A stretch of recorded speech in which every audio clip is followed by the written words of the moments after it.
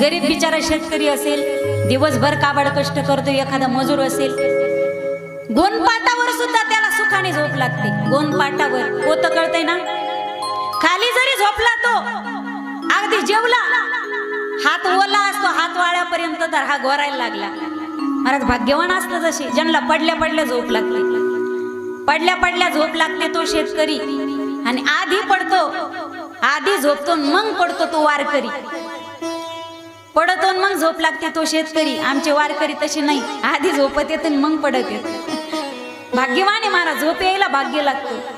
काही काही लोक 3-3 गोळ्या खाते, 3-3 गोळ्या खाते, तरी रात्रीच्या 3-3 वाजेपर्यंत फॅनच्या 3-3 पात्याकडे पाहते. लेफ्ट साइडने फिरतो का राईट साइडने फिरतो, तरी झोप येत नाही. जीवन जर नीतिमत्तेने असेल तर गोनपाटावर सुद्धा सुखाने झोप येते. आणि तुमचं जीवन जर अनीतीने असेल तर तुम्हाला एसी मध्ये सुद्धा घाम फुटतो. जीवनामध्ये नीतिमत्ता अत्यंत महत्वाची. पण मेल्यानंतर नरक, याचा नंतर विचार. पण जगताना कोणाला नरकवास भोगायला मिळू नये यासाठी आपल्या जीवनामध्ये नीतिमत्ता अत्यंत गरजेची, अत्यंत गरजेची.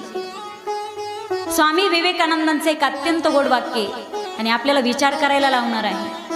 तुम्ही लक्षपूर्वक ऐकला ना तर नक्कीच तुम्ही टाळ्या द्याल ऐकल्यावर. ते म्हणतात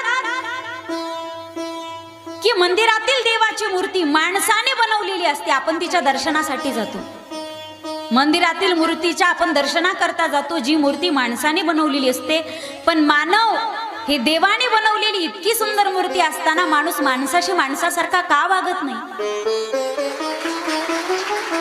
अरे देव हा दगडात नसून, देव मंदिरात नसून नाही असं मला म्हणायचं नाही, पण आमच्या संस्कृतीने दगडामध्ये सुद्धा देव पाहायला लावलाय. तर आज माणूस माणसाशी माणसासारखा का वागत नाही? आणि ज्या दिवशी माणूस माणसाशी माणसासारखा वागेल ना, पहा, यापेक्षा स्वर्ग जीवनामध्ये वेगळा पाहायची गरजच नसेल. पहा, ज्यावेळी माणूस माणसाशी माणसासारखा वागेल, आणि हाच खरा धर्म आहे माणुसकीचा. माणसाने माणसाशी माणसासारखं वागणे हा जगातला सगळ्यात मोठा धर्म आहे. ज्योत से जो